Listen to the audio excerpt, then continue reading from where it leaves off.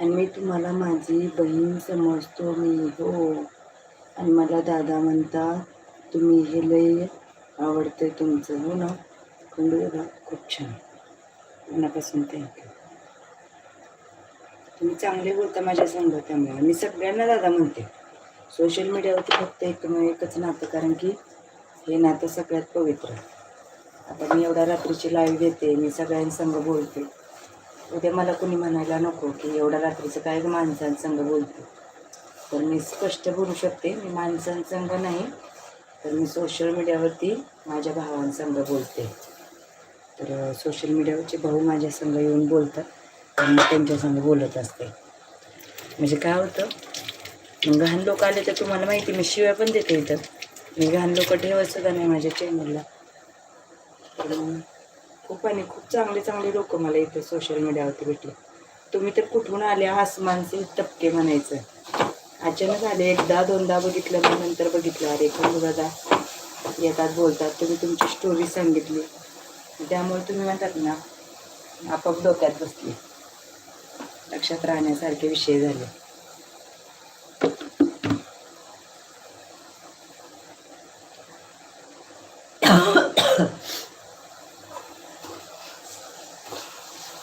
खोकला येतो तुम्ही म्हणजे जरा औषध स्वतःसाठी जरा कष्ट करावं. स्वतःसाठी आपण काम तर करतोच, पण आपल्या स्वतःसाठी स्वतःच्या शरीरासाठी थोडंसं काम करावं. मग आता त्याला लय काम आऊट झाले,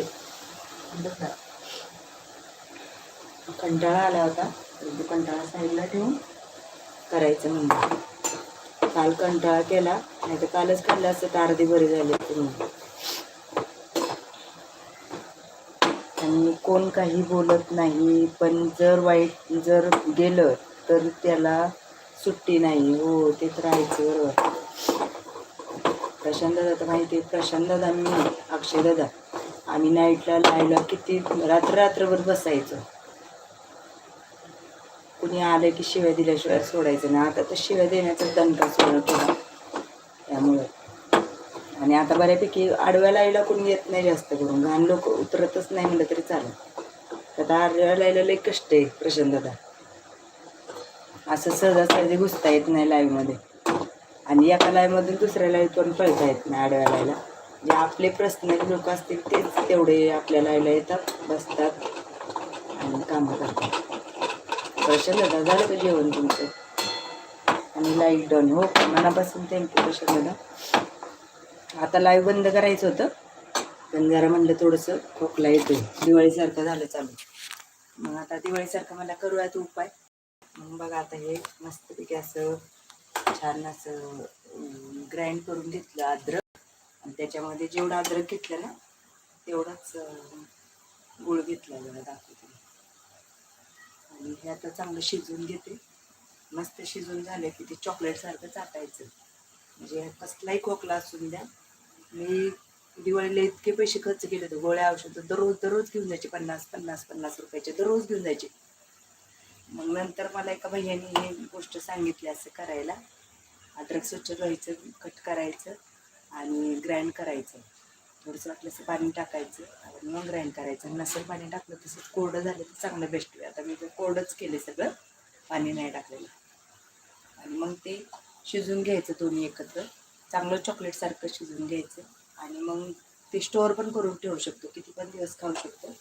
आणि जसं लागेल तसं गरम गरम खाल्लं ना एकदम आतलं सगळं असं जळलं जातं, आणि खोकला किती असून ना तरी निघून जातो. आता बघा मी खोकल्याची बॉटल तर आहेच माझी, ही रेग्युलरली मी हीच वापरत असते, ऑरेंज कलरचं. हे शक्यतो डॉक्टर येत नाही, परंतु आमचे चांगले डॉक्टर आहेत त्यामुळे ते देतात, त्यांना माहिती माझा खोकला असं जात नाही त्यांना. मग तो पण एकदाच रात्री खाल्ला तर पिलं ना गो औषध, तर खोकला खूप कमी आहे. म्हणलं आज पण त्याच्यासोबत औषध पण पिऊयात ना, दोन्ही कामं होती. तर खरंच कोणाला पण असं वाटलं ना लईच खोकला येतोय तर नक्की हा उपाय करून बघा बरं का. आणि एक छोटीशी शॉर्ट क्लिप पण कट करते, कारण की कसं आहे कोणाला पण उपयोगाला आला तर चांगलीच गोष्ट. कोणाचा खोकला लई दिवसाचा असेल, नसेल थांबत, काय करायचं नसेल कळत, तर माझं 5-5, 6-6 महिने खोकलं जात नाही, आला की 15-15 दिवस, महिना 2-2 महिने, त्यामुळे जास्त येऊन देत नाही कोरोनापासून. तर तुम्ही नक्की ट्राय करा बरं का, आणि कमेंट्स करायला नक्की विसरू नका.